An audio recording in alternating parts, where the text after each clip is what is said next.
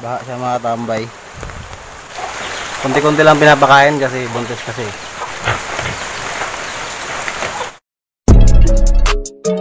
Let's go. Good morning mga katambay. So for today's video mga katambay, papakain tayo ng alaga nating baboy. Kasi yung nanay ko may alaga siyang baboy. Eh ngayon ako na mag-aalaga nun kasi siyempre alam niyo naman, matanda na yung nanay ko. So pupunta na ako doon ngayon mga katambay. At ito po yung daan. Tulay, medyo baha nga ngayon ah. Ayun oh. Baha siya mga tambay.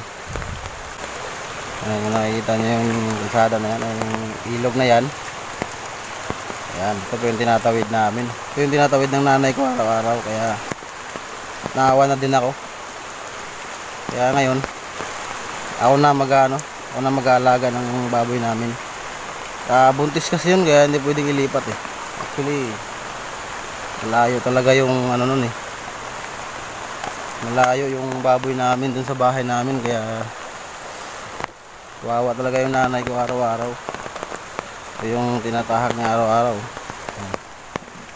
May ilog pa dyan. Kaya medyo ano talaga, medyo risky. Matanda na rin kasi yung nanay ko eh, kaya nakakaawa din pag ano, araw-araw niya itong binabaybay. Kahapon nga sumakit yung balakang nun eh. So ngayon pupunta na ako doon. Wala yung view natin ngayon mga tambay. Ano, bundok talaga yan. Ano yan? Ayun mga tambay, ito yung dinadaanan ng mama ko araw-araw. Tingnan nyo naman yung outfit ko. Nakabota ako mga tambay kasi ngayon umuulan ngayon dito eh. Madulas yung daan, kaya kailangan nakabota. Kung saan kasi nakalagay yung baboy namin mga tambay, lapit lang yun dun sa pinaglibingan ng lola ko. Lapit lang yun, bali nasa taas yung libingan ng lola ko, tapos yung baboy namin mga tambay nasa baba. Nay, agir ako. Ako na yung manglawag baboy kay Loy si mamang. Ha? Ako na yung manglawag baboy kay Loy si mamang. Oo. Nakaibaho dia? Wala dyan. Wala. Wala si baboy? Ay, amin yung kan, dito din na mo. Dito ko mo ba? Lagi. Sige na. Agir ako na eh. Magkamot yung mamang mais? Mais nga kanon? Ambugas ba? Ikaw? Ambugas? Ambot na ka to. Kaan man ko dito sa kumbinalay. Naidaghan o? Idalag hapon? Ambot na ka to. Magdala na, magagyaw na ako niya. Kaon to ay. Gani. Kaon yung mama. Ulibulan din mahapit ko to.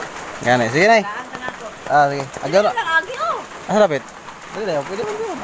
Daan, ano ang luyod yan? Yung mama magihan. Puot, manggudi-agod. Sige. Takala. Hindi ka maigo ba? Diyan na lang. Agyaw na eh. So ayun mga katambay, yung babae na yun, yung si nanay ni dad. Yung asawa nun, kapatid ng lola ko, sa side ng papa ko. Dinadaan ako lang siya dito lagi kasi lagi kasi siyang mag-isa dyan eh.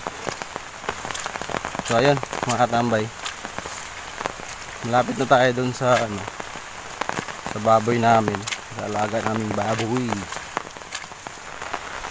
So yun yung katambay, yung mga bahay na rin pala dito. Mga kakilala na din namin yung mga nakatira dito.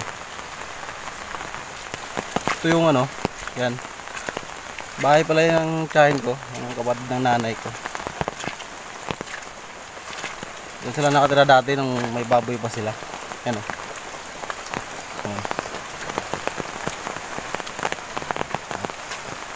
Doon naman yung ano, nakalibing yung lola ko. Ayun o. Yun. Yan yung libingan ng lola ko. Nandito yung baboy namin mga tambay. Ayan. Yan, yung baboy namin. Malaki na yan mga katambay. Tsaka buntis pa. So, sana lang marami siyang maraming magiging baby. At sana mabuhay lahat, no? Tambay. So, yan. Yung baboy namin. So, nililinis na tayo ng kulungan. At papakainin na rin natin. Hi guys! Outfit check! Ay lang. Outfit check tayo ha. Outfit check. Brr!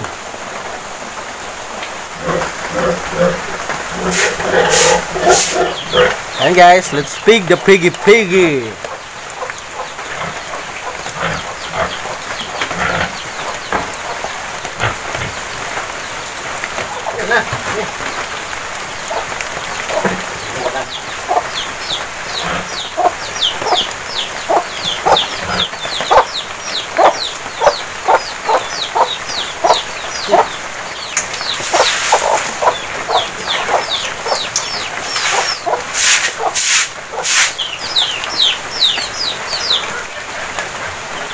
Six! Ano guys, no? Sarap ng kain niya. Kunti-kunti lang pinapakain kasi buntis kasi. Guys. Ayan guys, tapos na tayo magpakain ng ating alagang piggy. Ayan, at tingin ko satisfied naman siya sa kanyang kinakain. Yun, sana lang no, mabuhay lahat ng baby niya at maalagaan niya ng maayos. Para, alam na, marami tayong may benta pag lumaki. So yan guys, thank you for watching. Please like, comment, and subscribe. Bye! Let's go! Brr.